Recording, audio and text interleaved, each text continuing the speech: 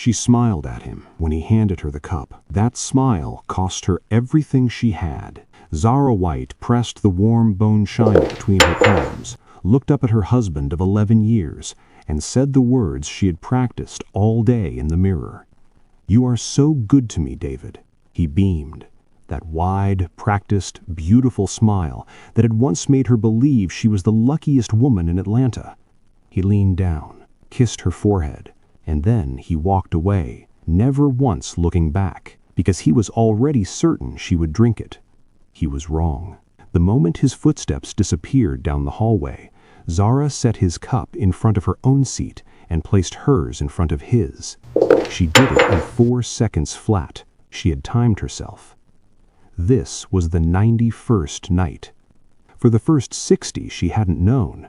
She had simply been tired, bone tired, in a way that no amount of sleep could fix. She had woken up with headaches that felt like railroad spikes behind her left eye. She had lost words mid-sentence during shareholder calls. She had blamed burnout. She had blamed grief. She had blamed everything except the man who loved her so carefully, so devotedly, that he brought her tea every single night at exactly 8:47 p.m. Then she came home early one Tuesday in March, and she heard everything. If you've ever stood in the hallway of your own life and realized the floor had been gone for months and you just hadn't looked down yet, you need to stay with me. Because what happened to Zara White did not start with a villain. It started with a cup of tea and a husband who knew exactly how patient he needed to be. Zara is not a woman who panics. She built a $4.2 billion logistics empire from a single warehouse on the south side of Atlanta at 26. She has negotiated contracts with ministers of trade on 3 continents. She has stared down rooms of men who looked at her and saw a decoration, and she has left every single one of those rooms with exactly what she came for. But even Zara White did not see this coming. Not at first.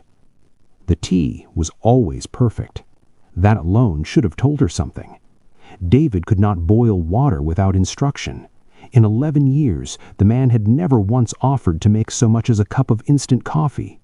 And then, suddenly, without explanation, every night at 8:47 p.m., there he was.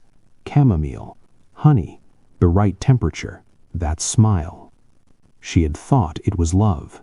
She was about to find out what it actually was. It happened on a Tuesday. Zara had left her Buckhead office in a rush, already late for a Singapore call, when her assistant Maya sent a text that stopped her cold 3 miles down the highway. The amended distribution contract, still on her desk, unsigned. The courier was arriving in 40 minutes. She turned the car around. The house was supposed to be empty. David had told her that morning he was golfing with his college friends until dinner. But when she came in through the mudroom, moving fast toward her office, she heard something that made her stop walking completely. Voices coming from the formal sitting room. A man's voice, low, loose, comfortable in a way that no innocent man sounds in an empty house, and a woman's voice, smooth, polished, precise. Zara stood in the hallway of her own home, in her 4-inch heels, and she listened. She's been having the headaches. The memory fog is getting worse.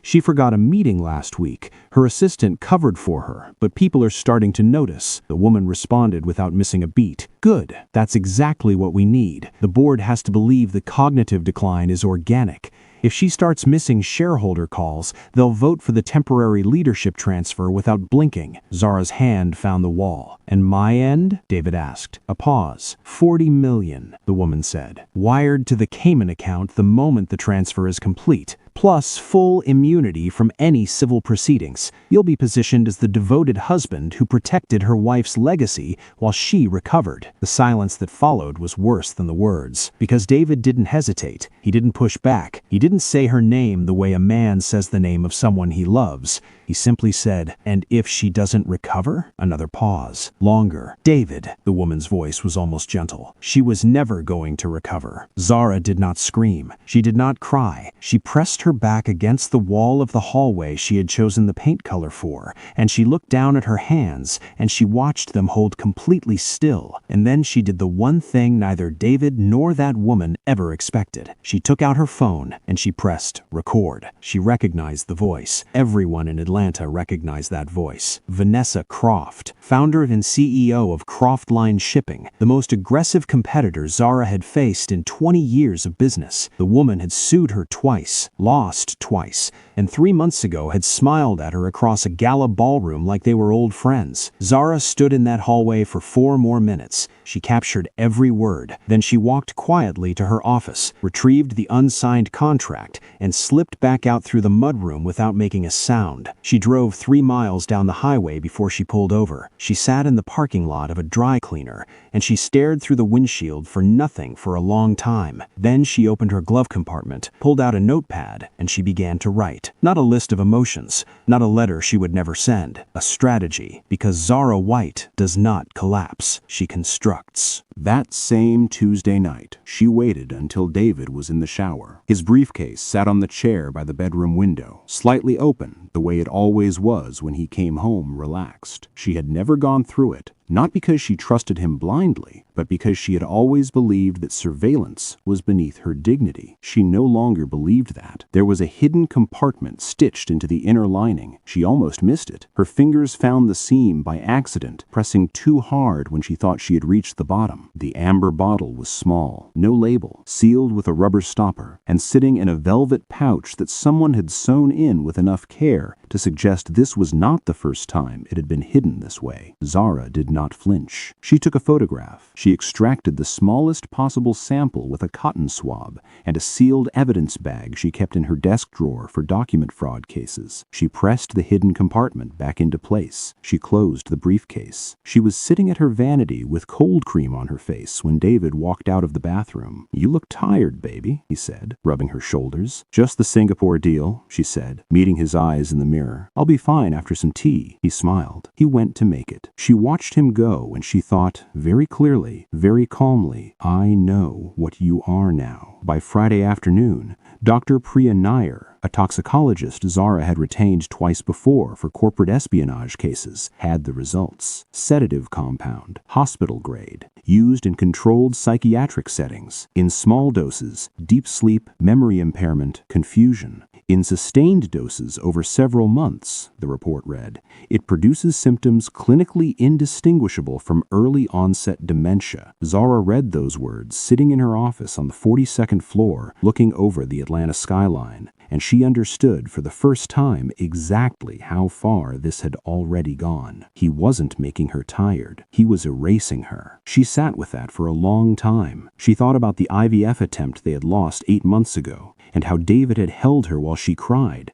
and how she had believed that grief was something they were carrying together. She thought about her father's funeral 4 years prior, and David's arm around her at the graveside, and the look on his face that she had read as love. She thought about every moment she had chosen to see the best in him, and then she stopped thinking about it entirely. She called no one. She told no one. She went home, made dinner, laughed at his joke about his golf handicap, and when David appeared in her office at 8:47 p.m. with the chamomile tea and that practiced smile, she looked up at him with tired, grateful eyes. "You were so good to me," she said. He beamed. She lifted the cup. She let the steam touch her face. She pretended to take a long, slow sip, and that night, for the first time, she swapped their cups. Over the next 3 months, Zara built a case the way she built companies, brick by brick, with patience and precision, and absolutely zero mercy. She hired Elias Boateng,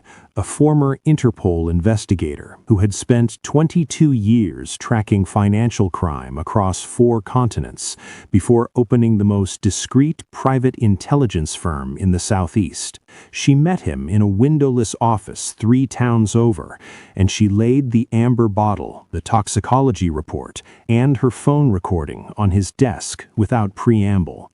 Elias looked at the materials for a long moment. Then he looked at her. How long? He asked. 4 months before I knew, she said. 91 nights total as of today. He nodded slowly. And you've been swapping the cups every night. So he's been sedating himself. Lightly, she said. Enough that he sleeps well and wakes a little groggy, which he attributes to the wine he drinks while he waits for me to go under. He hasn't noticed. Elias almost smiled. Almost. What do you need? He asked. Everything, she said. I need to know who else is in on this. I need to know where the money is moving. And I need to know what Vanessa Croft has planned for my company once she has me removed. What Elias found in the next 6 weeks made the original betrayal look like a parking ticket, because David White had not stumbled into Vanessa Croft's orbit. She had found him, deliberately, precisely, 2 years before the tea started.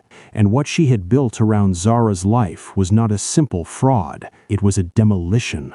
Vanessa had identified David at a real estate conference in Dubai. She had done a full background check and found exactly what she was looking for. David White had a pattern. Before Zara, there had been 3 other women, successful women. Each one had experienced a period of unexplained cognitive decline. Each one had signed documents during that period that redirected significant assets. Each case had been ruled a private matter. Vanessa had not found a husband. She had recruited an instrument. She had been funding him quietly for 18 months. She had also paid off 3 middle-level logistics managers at Zara's company to manufacture operational failures. Delays that made Whiteship look unstable to its government partners. The groundwork for a board intervention had been laid long before the first cup of tea. Elias put the full dossier on the desk between them. She's not just trying to take your company, he said. I know, she replied. There's a medical power of attorney, drafted by a lawyer in Savannah. David is listed as the authorized agent. She nodded. The same lawyer, Elias continued, his voice careful, drafted identical paperwork for a woman in Charlotte 3 years ago, a widow. Her husband died 14 months into a similar arrangement. The room was very quiet. The coroner ruled it accidental, Elias said. She had no surviving family to push for a second opinion. Zara looked at him steadily. How long do I have? If you don't move in the next 30 days, he said, you may not have the opportunity to move at all. She straightened her jacket. She picked up her bag. Then let's give them exactly what they want. The plan had 3 phases. The first phase was the performance. Zara became the woman they needed her to be. In board meetings, she let her sentences trail off at strategic moments. She called the CFO by the wrong name, loudly enough to be remembered.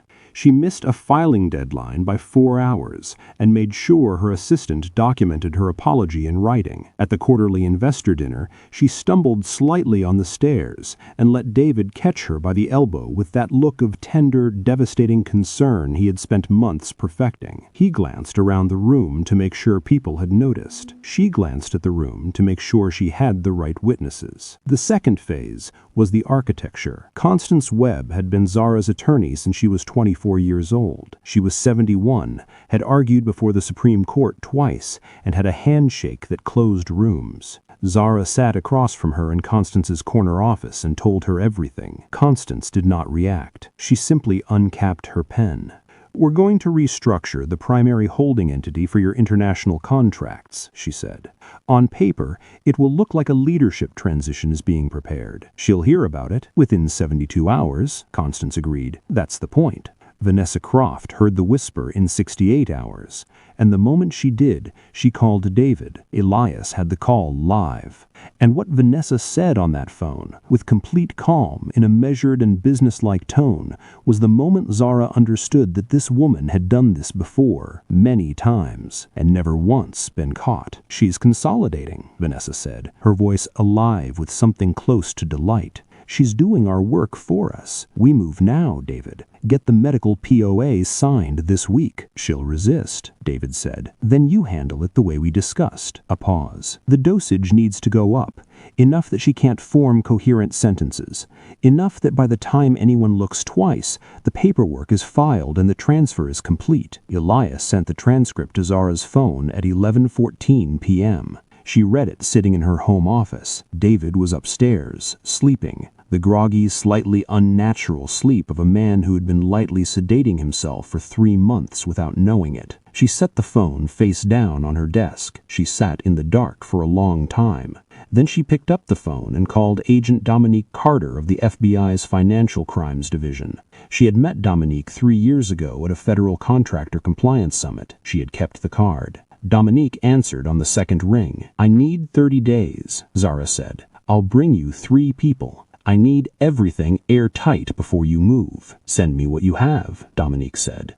Zara sent the recording from the hallway, the toxicology report, Elias's financial forensics, and the transcript of the phone call. Dominique called back in 11 minutes. 30 days, she said. "Don't let him know. He won't know," Zara said. She hung up. She went upstairs.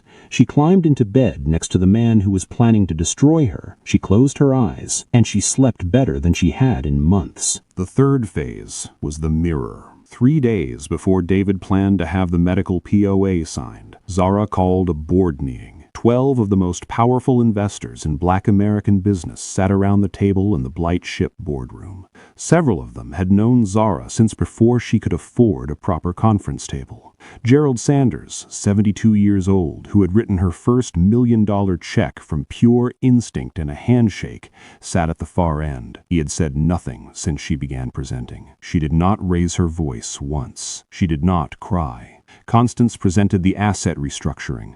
Dr. Nair presented the toxicology findings. Elias presented 14 months of financial forensics tracing payments from a Croftline subsidiary directly into a private account David had opened in his mother's name. When it was over, the room was so quiet Zara could hear the air conditioning cycling. Gerald Sanders looked at her for a long moment. "What do you need from us, Zara?" She told him. He nodded once. The vote was unanimous. That same evening, Zara went home and cooked David's favorite meal. She set the table with the good china. She opened the wine he liked. She laughed at his stories about his day. She was extraordinary. And when he appeared at 8:47 p.m. with her chamomile tea, she accepted it with both hands, looked into the eyes of the man who had been slowly dismantling her mind for 4 months, and she smiled.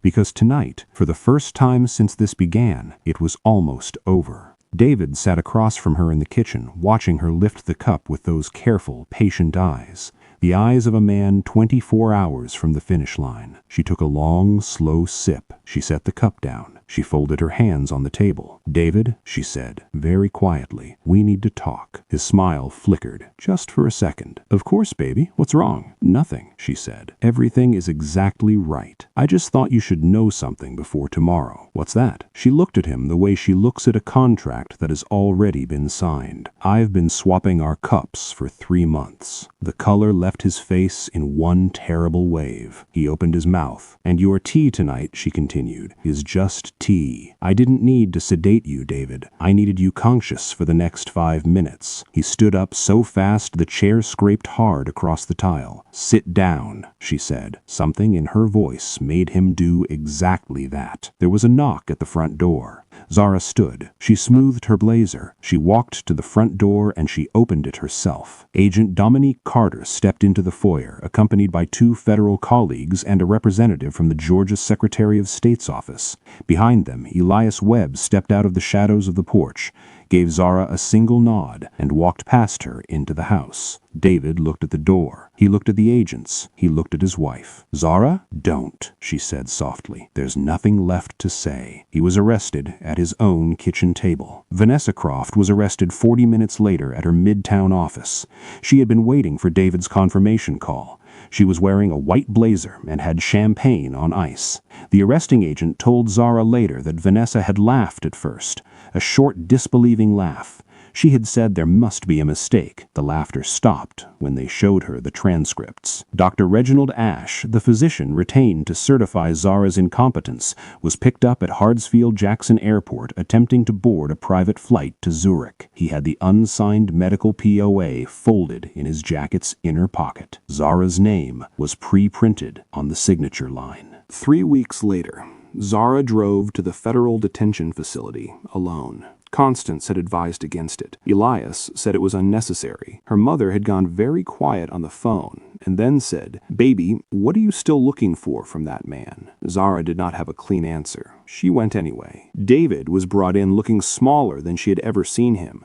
The easy largeness he always carried, that unshakable confidence of a man who believed the world was arranging itself specifically for his benefit, was simply gone. He sat behind the glass, looking thin and pale and very ordinary. He looked at her for a long time before he spoke. "You knew," he said. It wasn't a question. "For 3 months," she confirmed. He shook his head slowly. "I thought I was so careful." "You were careful, but you made one mistake." "What mistake?" She looked at him evenly. "You assumed that because I loved you, I wasn't watching. You confused devotion with blindness." She paused. "I have never been blind, David. Not once. Not even on our wedding day, when your best man pulled me aside and told me he'd asked him what my net worth was before you proposed." His jaw tightened. "I married you anyway," she said, "because I believed that people are more than their worst impulses. I believed you could choose better. Zara, I'm not here for an apology." Her voice was steady. "I don't want one. I'm here because I needed you to know something." She leaned slightly forward.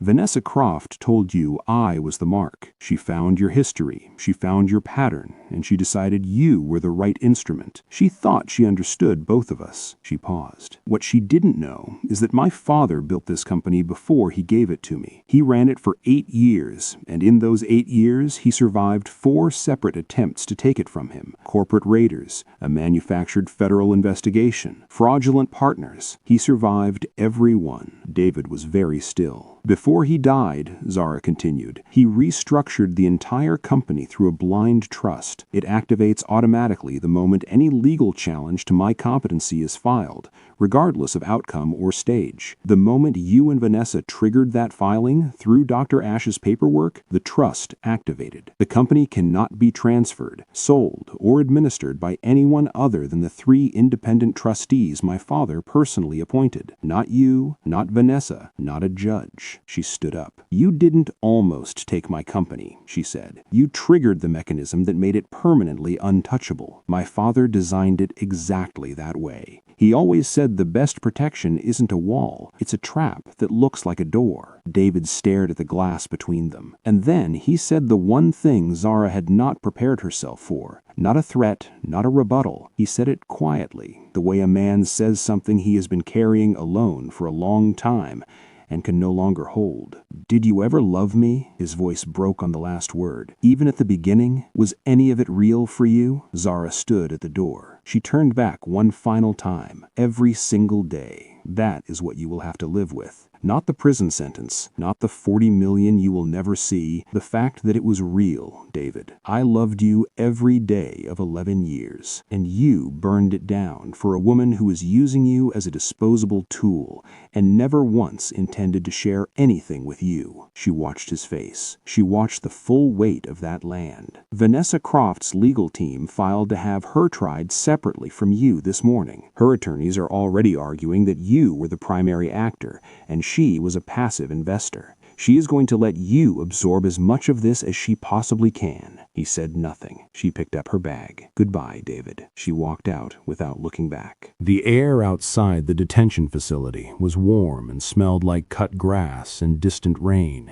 Zara stood in the parking lot with her face tilted up toward a sky that was just beginning to turn gold at the edges, and she breathed slowly, all the way down, the kind of breath a person takes when they have been holding it for so long they have forgotten what air actually feels like. Her phone buzzed. Maya, Singapore contract fully executed. Q3 numbers confirmed. Gerald Sanders' office called to say the board sends their regards. She smiled. A real smile. The first one in a long time that didn't cost her anything. The ride back to the lake house took 2 hours. She drove with the windows down and the radio off, letting the highway noise fill the car, not thinking about David, not thinking about Vanessa, not thinking about any of it, just watching Georgia roll past her window in the late afternoon light. Her mother was on the porch when she arrived, sitting in the old rocking chair with a cup of tea and a novel face down in her lap. She looked up when Zara stepped out of the car, and she didn't ask any questions. She simply opened her arms. Zara walked up the porch steps and let her mother hold her for a long time. Later, after dinner, when the house was quiet and the lake outside the window had gone flat and dark and mirror still, Zara sat at the kitchen table with a cup of rooibos and honey, and she thought about her father. He had loved this lake. He had brought her here every summer of her childhood without fail, even in the years when money was thin and the drive took longer because they couldn't afford the highway tolls. He had taught her to fish here, to read balance sheets here, to sit with uncertainty without letting it become fear. She thought about the day he handed her the company. She had been 31 years old and terrified, and she had told him she wasn't ready. He had looked at her for a long moment. "Zara," he had said, "the women who wait until they are ready never go anywhere. The women who move before they feel ready change the world. You have been ready since you were 12 years old. I have simply been waiting for you to know it." She had run White Ship for 9 years since that day. She intended to run it for 40 more. Vanessa Croft's assets were frozen pending the federal investigation. Croftline Shipping's government contracts had been suspended. 3 of the mid-level managers Vanessa had paid to sabotage White Ship's operational record had come forward as cooperating witnesses, likely in exchange for reduced sentencing.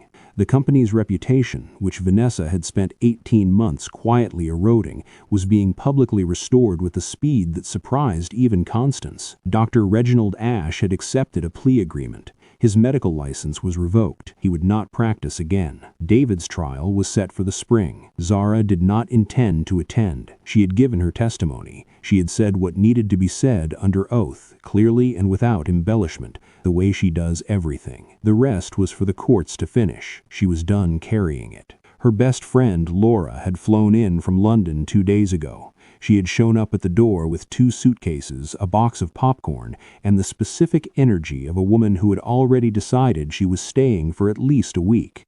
They had stayed up until 2 in the morning the first night, sitting on the porch with their feet up on the railing, talking of nothing and everything. Laura had made bacon, egg, and cheese fried rice the next evening, and they had eaten too much and laughed too loud, and it had been the most ordinary, beautiful night Zara could remember. She would not trade it for anything. People, Zara knows now, will ask how she stayed calm through all of it, how she sat across from a man who was poisoning her and smiled and said goodnight and went upstairs and swapped the cups and closed her eyes, how she performed confusion and gratitude and wifely devotion for 91 consecutive nights without cracking once.